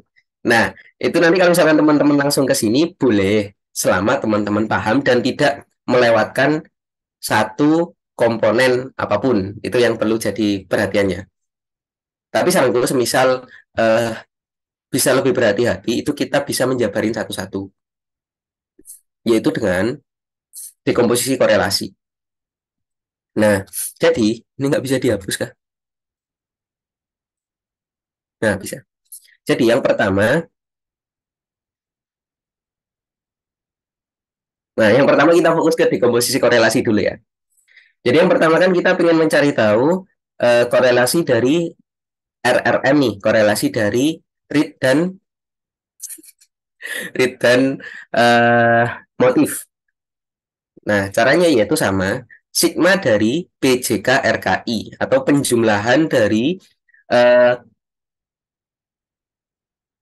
penjumlahan dari koefisien jalur dikalikan dengan korelasi dari variabel yang berkaitan dengan variabel endogennya. Jadi di sini koefisien jalurnya yaitu PRM dikali dengan korelasi MM. Kemudian berikutnya ditambah dengan koefisien jalur dari PRS dikali dengan RSM ditambah koefisien jalur dari PRV dikali dengan RVM. Cara kamu memastikan ini benar nggak sih jalurnya? Yang pertama lihat dulu gambarnya apakah benar. Yang kedua yaitu pastikan dua kode ini, kode P terakhir dan kode M awal. Nah, ini pastikan kode yang sama gitu ya. Buat kita tahu kalau misalkan M sama M-nya ini dihilangkan, ya kesisa R sama M doang. Kan sama nih, RM. Begitu juga yang ini. Kan PRS sama RSM. S sama S-nya dihilangkan, tinggal RM. Ini PRV kali RVM. V sama V-nya dihilangkan dengan tinggal RM doang. Berarti ini jalurnya udah bener. Tuh. Nah, terus kalau misalkan udah nih, sampai sini dulu. Ada yang mau ditanyain nggak asal-usulnya? Atau ada yang merasa kalimatku kurang jelas, silakan bilang atau private chat boleh. Oke, kalau ada aman aku lanjut ya. Kalau misalkan kita mau langsung hitung dari bagian itu, juga boleh, sama aja. Cuma nanti bedanya itu adalah di 0,002 kalau nggak salah. Karena yang kenapa kok jadi beda hasilnya itu karena dari awal kan hasilnya udah pembulatan 2 angka di belakang koma. Kemudian bilangan pembulatan dikali dengan bilangan pembulatan, otomatis nantinya hasilnya itu dia udah lebih bulat lagi, lebih tinggi lagi. Sehingga nanti dia akan berbeda sedikit kalau misalkan kalau udah dijabarin lebih detail ya. Ini bakalan sama persis kalau misalkan dari awal itu nggak langsung 2 angka di belakang koma, tapi misalkan 4 atau 5 angka di belakang koma gitu. Kemungkinan bakal sama. Nah, oke, lanjutnya. Nah, sekarang di sini kan tadi kan kita udah dapat nih, RRM adalah PRM RMM ditambah PRS RSM ditambah PRV RVM. Nah, kemudian kita kan perlu tahu nih, RSM ini kalau dipecah jadi apa? Sama juga di komposisi korelasi, yaitu RSM adalah PMS ditambah PMV RVS. Nah, RSM, korelasi dari ses ke motif adalah PMS. Nah, ini, P dari ses ke motif ditambah dengan PMV, nah, dari verbal ke motif dikali dengan korelasinya. Kemudian RVM, korelasi dari verbal ke motif, yaitu PMV ditambah PMS dikali korelasinya. Nah, kemudian hasil korelasi ini kita substitusiin ke sini. Nah, yang hijau ke hijau, yang kuning ke kuning. Nanti didapatkan persamaan yang sama persis dengan yang ditulis bapaknya, yaitu PRM. Nah, RMM kan sama dengan 1, jadi bisa kita abaikan. Ditambah PRS PMS, ditambah PRS PMV RVS, sama aja kalau dibolak-balik. Ditambah PRV PMF, PMV, ditambah PRV PMS RVS. Di sini hasilnya 0,36, ini nanti hasilnya juga sama 0,36. Sama-sama 0,36, cuman beda di 0,00 sekian belakangnya. Mungkin ada yang mau ditanyain? Atau kecepatan aku bilangnya gitu. Bilang aja.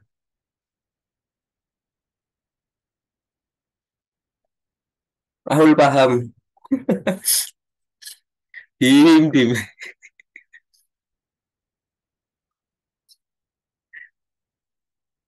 Oke. Mungkin Aul ada yang mau ditambahkan? Semangat. Oke.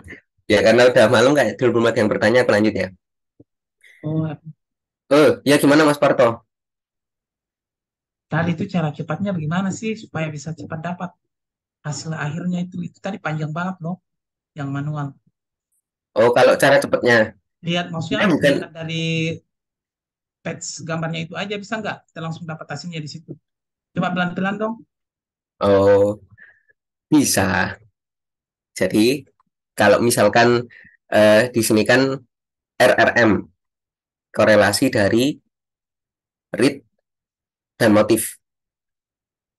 Nah, jadi kita harus menuliskan semua jalur yang berkaitan sama dua ini. Nggak ada aturan, maksudnya nggak ada aturan pasti kamu harus menulis yang mana.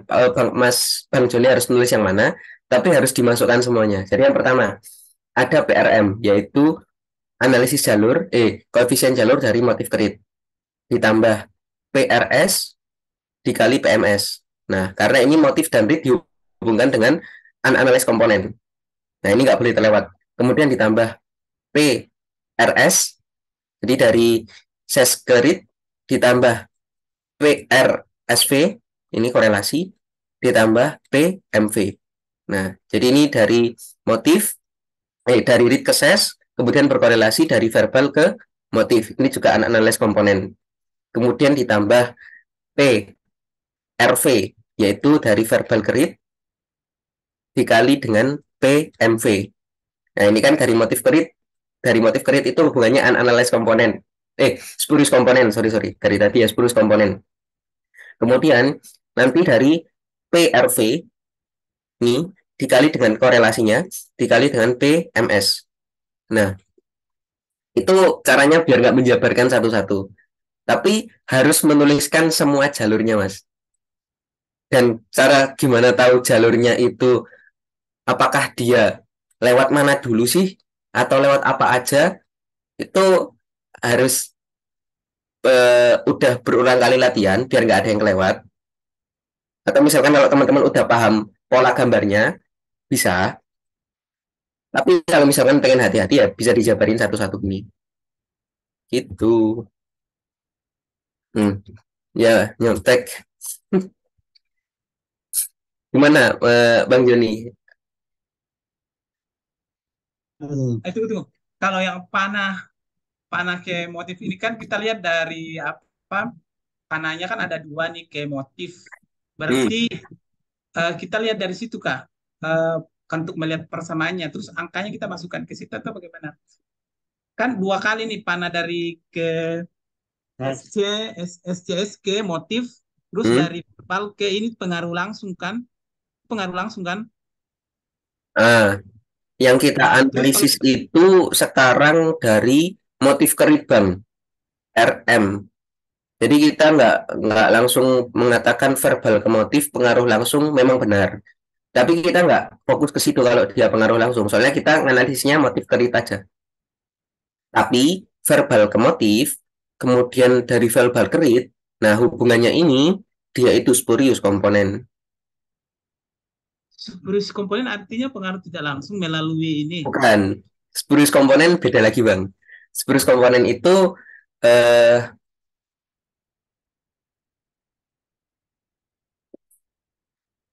hubungan yang, nah ini tadi ada di apel. Jadi spurious komponen itu hubungan antara dua variabel yang mana keduanya ini sama-sama variabel endogen, tetapi dipengaruhi oleh variabel yang sama. Nah, di sini kan harusnya kalau hubungan itu dari satu ke tiga baru kedua. Tapi ini justru dari tiga ke satu dan tiga ke dua. Padahal kita ingin tahu hubungan dari satu ke dua itu apa aja. Gimana hubungannya? Ternyata kan palsu nih hubungannya nih. Karena sebenarnya dari satu ke dua ini nggak langsung mengarah gitu, tapi justru pakai jalur yang salah. Itulah kenapa kok disebut komponen palsu atau spurious komponen. Itu Bang.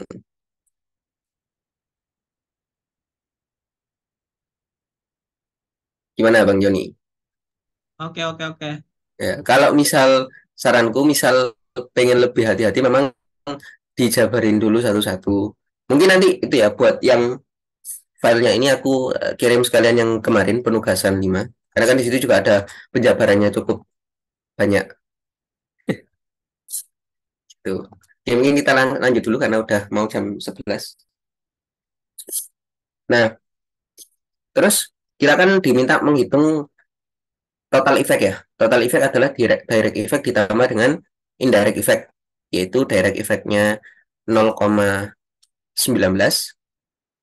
ditambah indirect effect-nya yaitu 0,15 dan 0,36.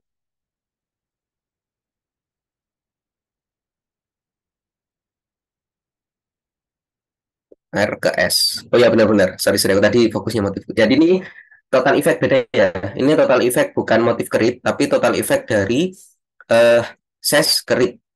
Kalau direct effect-nya itu dari sini ya 0,19 ditambah indirect effect-nya. Dari ses ke motif dulu, dari motif kerit. Jadi 0,15 kali 0,36. Dijumlahkan dapat 0,24. Kemudian diminta menghitung determinasi parsial dari variabel ses, kemudian verbal, dan motif terhadap read. Nah, gimana sih determinasi parsialnya? Yaitu caranya adalah dengan mengalihkan direct effect dikali dengan korelasinya. Kalau ini kan R kuadrat RS ya. RS berarti dari ses kerit ini. Dibaca belakangnya dulu, ses kerit. Direct effect-nya 0,19 sama korelasi dari ses kerit yaitu 0,43 atau 0,43 ya. Tadi sudah jadi korelasi. Sehingga didapat 0,082. Begitu juga yang R square RV dari verbal kerit yaitu 0,37 ditambah korelasinya RV 56 berarti 0,56 jadi 0,207. Kemudian RM yaitu motif kerit secara langsungnya direct effect-nya 0,36 dikali dengan korelasinya yaitu 0,53. Ini motif kerit. Sehingga R square-nya adalah penjumlahan dari semuanya. Tuh. Ini ada yang mau ditanyain dulu?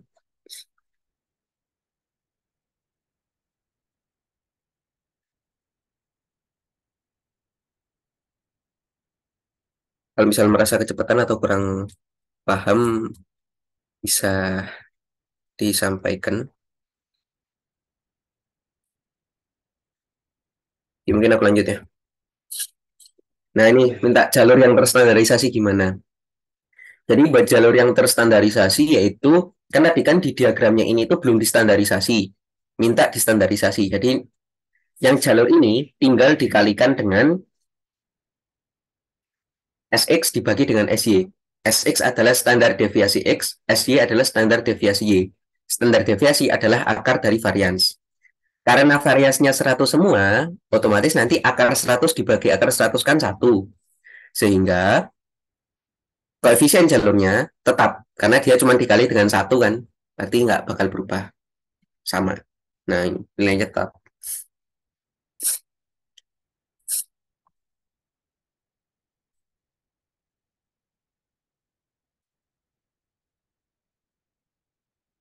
Ya, mungkin kita langsung masuk ke bagian CFA. Ini mungkin yang kemarin baru 2 pertemuannya, yang sama Pak Made. Jadi kalau di sini dikasih tahu misalkan diterapkan lambda 11 adalah 1 dan kovarian matriksnya sebagai berikut. Ini kovarian matriks, kemudian ini modelnya. Nah, tentukan nilai lambda 21 dan lambda 31, varians eta 1, E1, E2 dan E3. Kemudian tuliskan persamaan model pengukuran dan tentukan besaran koefisien determinasi untuk setiap persamaan model. Jadi ini apa ini? Eta kan ya? Aku lupa namanya lagi. Iya, betul. Oke. Ya, jadi yang pertama, kan dari matriks ini ya, ini tambahan aku sendiri. Jadi kalau dari matriks ini, yang pertama kita tulis dulu persamaannya. Persamaannya yaitu X1 sama dengan lambda 11 ditambah eta 1 ditambah E1. Nih. Kemudian X2 adalah lambda 21 ditambah eta 1 ditambah E2. Kemudian X3 adalah lambda 31 dikali eta 1 ditambah E3. Nah, kan kita kan perlu dekomposisi matriks covariance. Syaratnya adalah mengubah yang di kotak ini menjadi varian semuanya kayak ini. Nah, caranya gimana? Caranya adalah misal kita pengen cari tahu nih nilai varian X1 itu sama dengan berapa. Kita tulis saja varian X1 di sini ya. Varian X1 adalah covariance dari X1 dengan X1. X1 adalah lambda 11 ditambah E1, lambda 11, eta 1 ditambah E1. Nah, kemudian dari sini sama kayak tadi konsepnya yaitu dikali pelangi ya. Lambda 11 kali lambda 11 dikali covariance eta 1 eta 1 ditambah lambda 11 kali E1 ini kan ya. Nah, ini covariance eta 1 E1. Ini juga sama dikali pelangi. Lambda eta 1 dengan E1. Sorry. Lambda dengan ini error.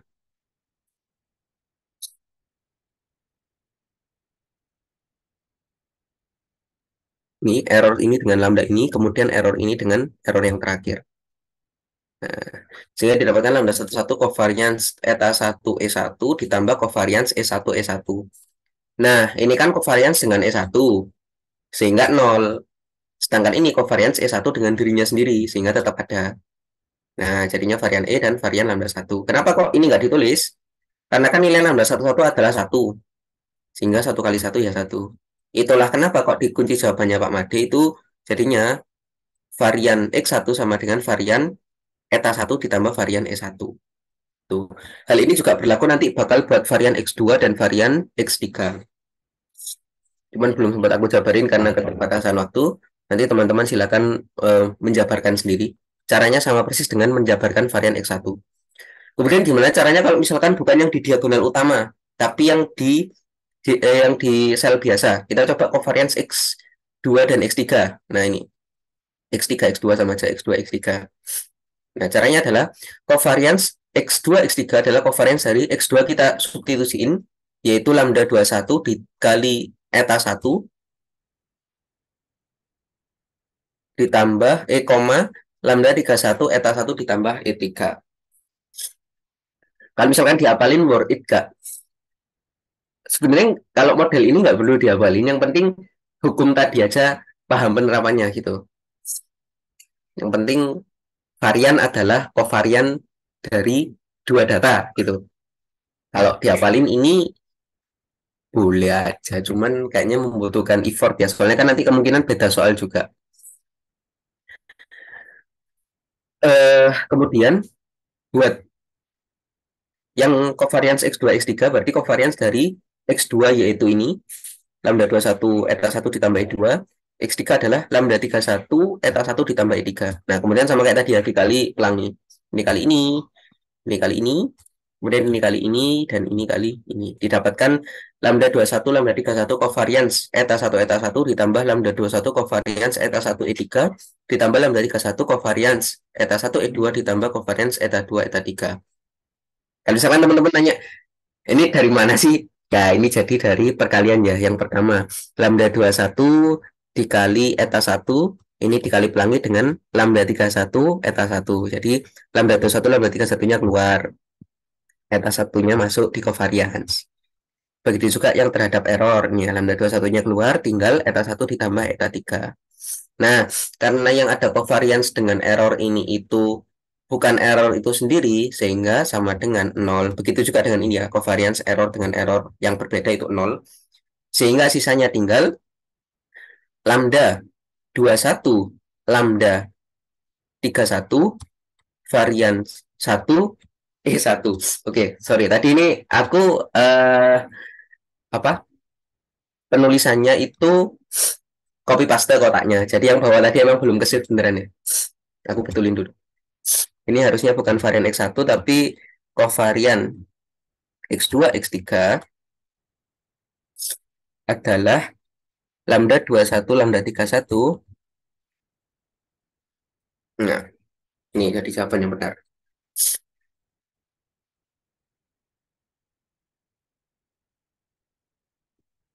Oke. Nah, kemudian dari hasil penjabaran ini mungkin ada yang mau ditanyain nggak dari teman-teman? Karena kuncinya ada di penjabaran aja. Nanti yang berikut-berikutnya operasi matematis. Biasa.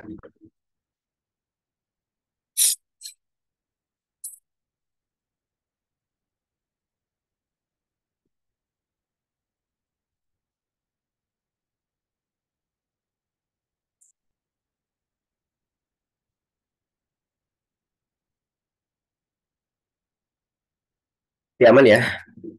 Ya, mungkin sepertinya udah mulai kelelahan ya. Kita langsung lanjut aja ke sini. Jadi tadi setelah didapatkan matriks ini, itu kan kita diminta menghitung lambda 31, lambda 21, varians eta. Nah, itu gimana caranya? Nah, jadi dari sini itu kita cari apa-apa aja sih yang bisa dicoret gitu ya. Nah, di sini kan covariance X3, X2 ini dan covariance X21 covariance X2 dan X1 kan sama-sama memiliki lambda 21 ya. Nah, nanti lambda 21 ini bisa dicoret. Sehingga nanti tinggal mendapatkan lambda 31 varian eta 1. Nah, varian eta 1 itu didapat dari mana? Nah, varian eta 1 itu didapatkan dari covariance X3 X1 ini lambda 31 varian theta 1 dikali covariance X2 X1 yaitu lambda 21 varian theta 1 dibagi covariance X3 X2. Nah, kenapa kok perlu dibagi? Kenapa kok perlu dikali dan dibagi? Yaitu biar bisa dicoret ya, sama-sama dicoret gitu. Nanti tinggal tersisa varian theta 1. Tuh.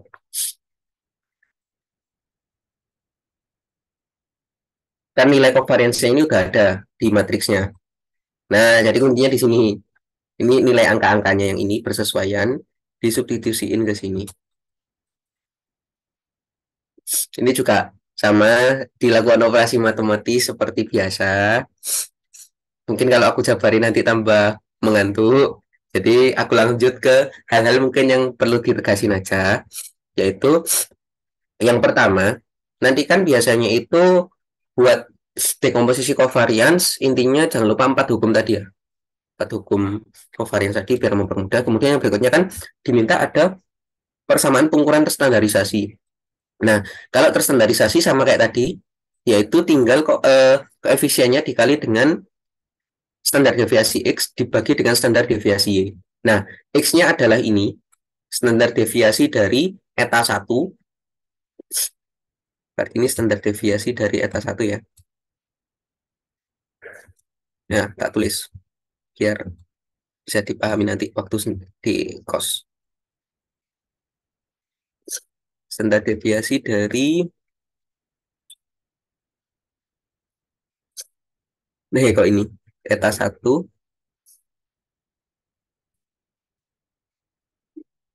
karena ini sebagai nilai X dan nilai Y-nya adalah X1 itu sendiri. Nah, jadi misal teman-teman penasaran nih, ini 0,883 dapat dari mana sih? Nggak ada kalkulator ya? Ya, bisa buka kalkulator masing-masing gitu ya. Jadi 0,8233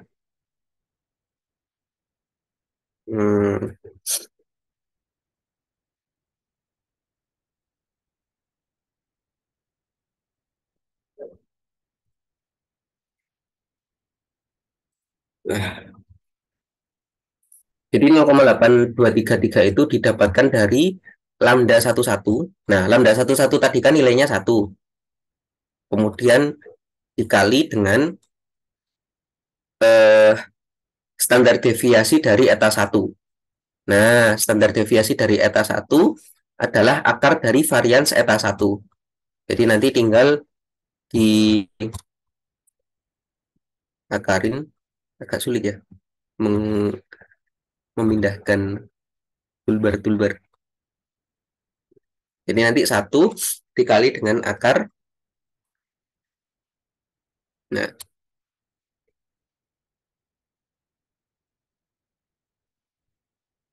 1 dikali dengan akar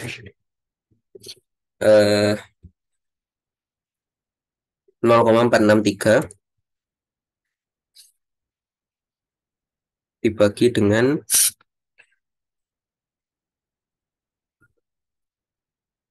kayaknya ada yang salah pakai kalau pakai ini kalkulator. Mending pakai Excel aja ya.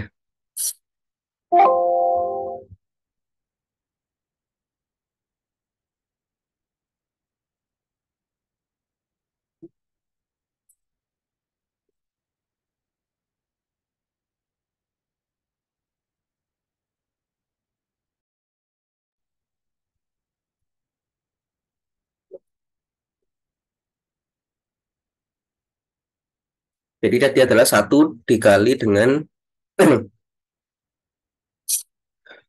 1 dikali dengan akar dari variansnya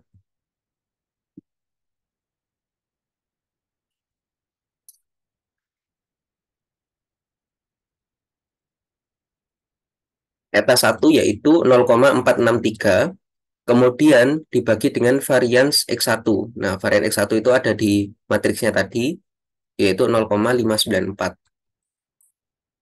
0,463 dibagi dengan 0,594.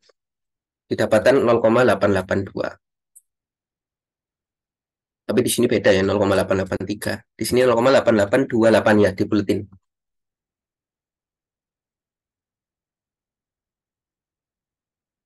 Oke. Terus gimana sih cara dapetin koefisien buat yang di depannya error? Itu tinggal akar dari 1 min koefisien yang sudah terstandarisasi ini dikuadratin. Kemudian R square-nya adalah tinggal koefisien yang sudah distandarisasi ini dikuadratin. Ya, itu pertanda udah mentok slide-nya. Oke, mungkin sampai sini cukup. Itu aja sharing kita ya. Misalkan teman-teman ada yang mau ditanyain, disampaikan atau ada koreksi dari tadi, silakan disampaikan.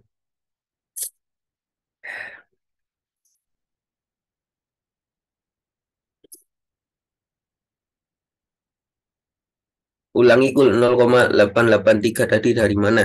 Oke. Kita ulangi. Jadi 0,883 itu kan lambda 11 yang terstandarisasi. Nah, caranya itu yaitu tinggal kita memasukkan nilai lambda 11 yang sudah diketahui, disoalkan diketahui lambda 11 itu 1. Jadi 1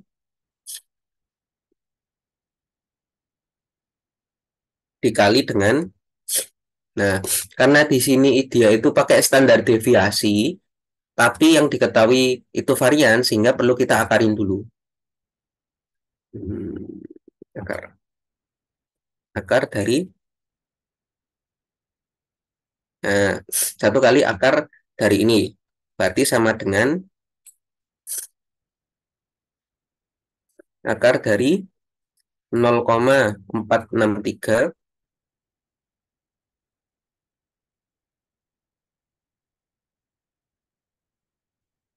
dibagi 0,529 ya.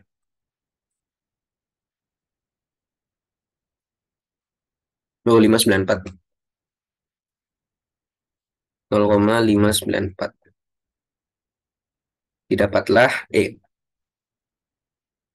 0,883. Begitu. 0,594 itu dari mana?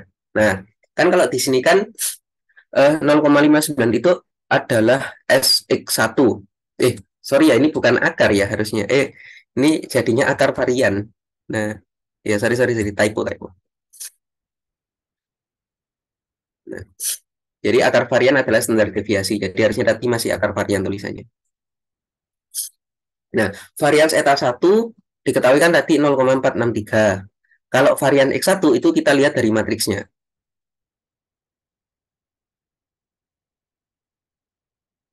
Nah, varian X1 di sini 0,594. Dilihat dari matriks. Sehingga didapat sekian. Oke, sama-sama. Mungkin ada lagi yang mau ditanyain?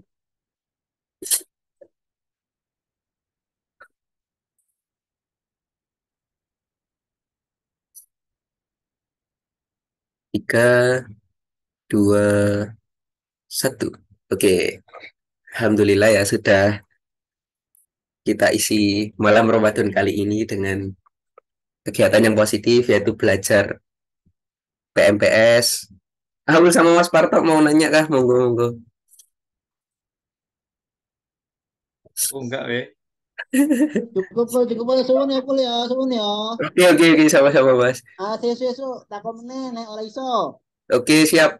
Ya, misal nanti teman-teman ada pertanyaan atau ada apa, silakan hubungi aku sebisa mungkin aku jawab kalau misalkan memang nggak berhalangan. Lagi gila. Ya. Belum ditutup mau nanya.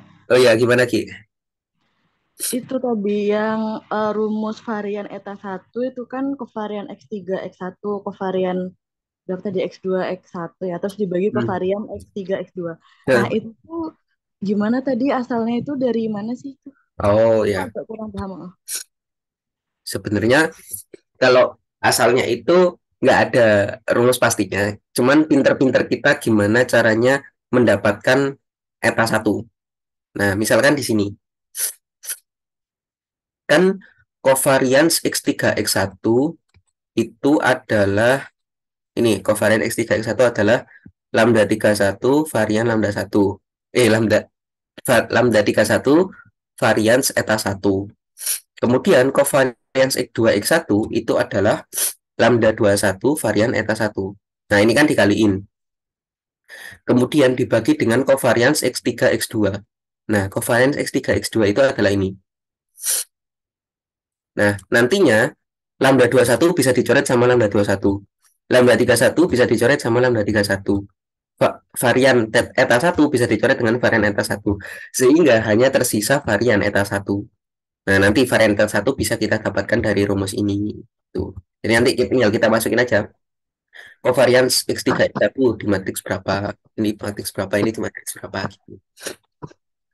Oh iya, iya. Dari matriksnya itu ya. Ya. Oke. Kasih Kul. Yoi, sama-sama. Ada lagi?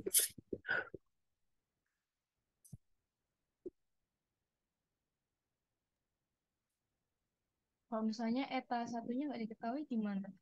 Kalau misalnya eta satunya nggak diketahui, Kalau misal eta 1 nggak diketahui gimana? Kan emang ini nggak diketahui, Pri. Eta satunya. Maksudnya gimana maksudnya? nggak maksudnya itu var-nya kan diketahui ya. Mana? Varian eta 1? Oh, nggak Heeh. diketahui. Kita kan mencari tahu. Kita lagi mencari tahu varian eta 1 berapa sih? Nah, didapatkan dengan kovarian X3 X1, kovarian X2 X1 dibagi kovarian X3 X2. Nah, nilainya dari Gitu. mana? Dari matriks. Nih, kovarians X3 X1 dikali kovarians X2 X1 dibagi dengan kovarians X3 X2. Nanti didapatkan varians eta 1 yaitu sebesar 0,463. Kita mencari. Oke, paham. Yes, sama-sama. Apa sih, Dim? Enggak, Le Apri bukan Aqua. Teh teh pucuk gelas berdua. Ya, mungkin ada lagi yang mau ditanyain.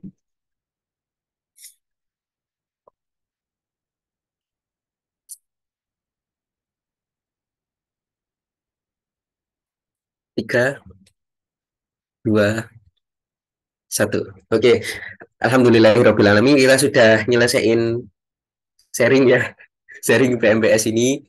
eh Mungkin beberapa aku juga menyadari masih ada banyak kekurangan, tapi semoga yang tadi kita bahas bareng itu bermanfaat dan membantu lah buat nanti UTS, dan semoga soal UTS-nya bisa kita kerjakan dengan baik dan selamat gitu ya. Oke, karena sesi pemaparan udah cukup dan aku juga makasih banyak buat teman-teman yang udah antusias hadir dan menyimak. Aku tutup kalau dari aku, selanjutnya aku kembaliin ke Afri. Makasih. Yeay, makasih banget Akul. Kalau misalnya mau ini nambah-nambahin yang belum tadi mungkin dokumen-dokumennya boleh.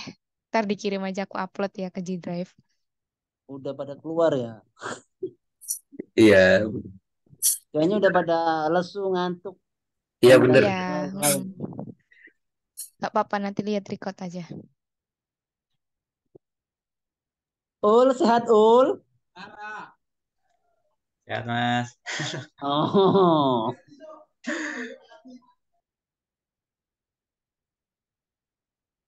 Mungkin sebelum ditutup ada yang mau ditanya lagi? Ayo Dokum. Udah tahu, udahan. Mau udahan, ya udah. Dukum, dim. Ayo, on cam dulu yuk. On cam, on cam. Ayo guys. Hitungan, Rek. Ditunggu 1 menit.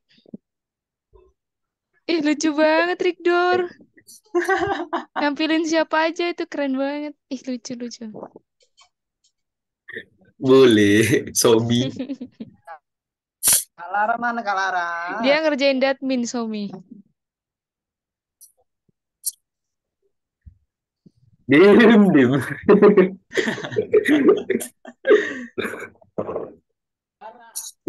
Foto Ayo nih, gimana? Herin, ayo Herin. On cam dong. Udah 1 menit nih. Ayo on cam, on cam.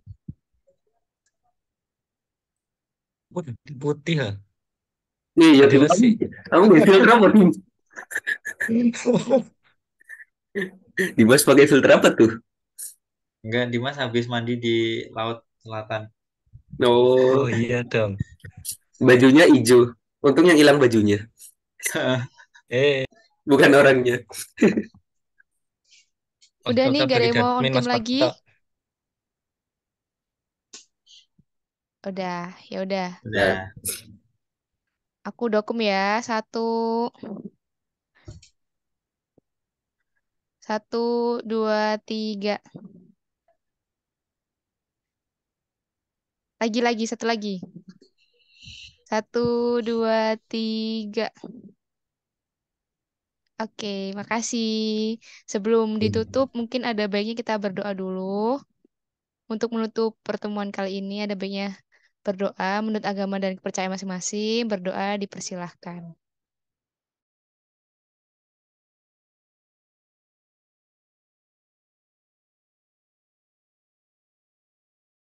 Amin, tiada kata selesai dan berdoa. Udah guys, terima kasih udah hadir ya. Boleh leave. Makasih Makasih semuanya. Hakul, makasih udah dateng. Kalau misalnya ada yang jelas silakan tanya. Mas. Hakul Chat open Hakul. chat guys.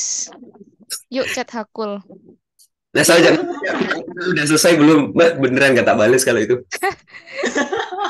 Ih parah. Katanya mau di chat. Blokir nggak sih gue nanti? Tanya ATH, aku ATH itu terakhir nyentuh hari Kamis.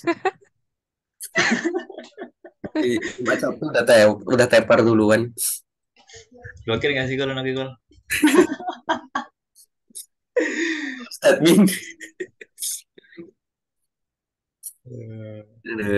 Tapi seru sih kalau UAS bikin paper. Nggak Seru tegang. ya? Iya kan, bener kan? Di kos. Ya asalkan deadline-nya nggak bareng sih. Nah, itu nih. Wis. Tapi enak sih ATH kan lama. Hah? Sampai Senin toh? Iya. Ya, hitungannya nggak lama juga sih. Ya, Ya. tapi kan kepotong UAS lain nih. Ntar Tidak ada, tahu ADK lagi H-1. tidak ada signifikan. Aduh suruh buat paper, wah mampus. Oh, minimal Sinta 3. Aduh. Hati-hati. Hakul yang lagi jelasin. Siapa itu? Dimas. Oh itu Dimas. Ini yang 3 off cam kenapa nih? AFK nih. Kayak mereka ketiduran. Enggak. Mereka menyimak dalam diam. Kalau nggak gitu masih Oke, membersihkan masjid. Apa ya, oke? Ya aku seneng banget. Aku mau pamer. Apa? Aku seneng banget. Opo kayak diskui. Kedap ajeb. Iya, Afri bosan malah disco nih kamarnya. Klub malam kata Anja. Aduh. Oh, lagi klub malam. Ketika ingin membangun habit. Ada Fabian yang mengajak ke klub malam. Mana itu kisah nyata lagi, ya ampun, lucu banget. Ayo. Ayo, Livre. Udah Iya. ya. Turu. Makasih, jangan Aku lupa. end meeting for all. Astaga, ternyata masih di record dong tadi.